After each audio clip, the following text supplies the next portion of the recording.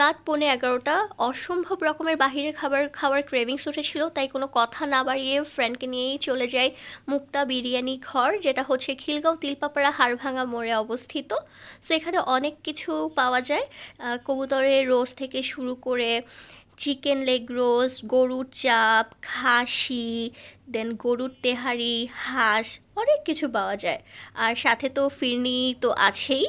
তো আমরা এখানে হচ্ছে গরুর চাপ আর পোলাও অর্ডার করেছিলাম। গত 10 বছর ধরে আমি আসলে এখানে খাচ্ছি, এখন পর্যন্ত আমার ভীষণ রকমের ভালো লাগে। সো গরুর চাপ আর পোলাও সবাই জানে খুবই বিখ্যাত, সাথে একটু বোরহানি না নিলে হয়।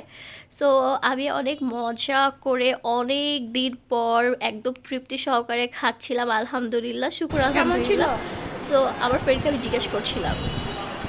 মজা অনেক ঝাল। কান্না করে আসলে একটু ঝাল ছিল, সো এই ঝাল দূর করার জন্য আমরা একটা ফিরনি অর্ডার করে ফেলি। ফিরনিটা সেই পুরো বিয়ে বাড়ির ফিরনির মতোই আসলে টেস্ট। আমরা দুই ফ্রেন্ডে অনেক দিন পর অনেক মজা করে খাচ্ছিলাম। সো এরকম খেতে খেতে আজকের জন্য আপনাদের সাথে বিদায় নিচ্ছি, দেখা হচ্ছে আগামী ব্লগে ইনশাল্লাহ।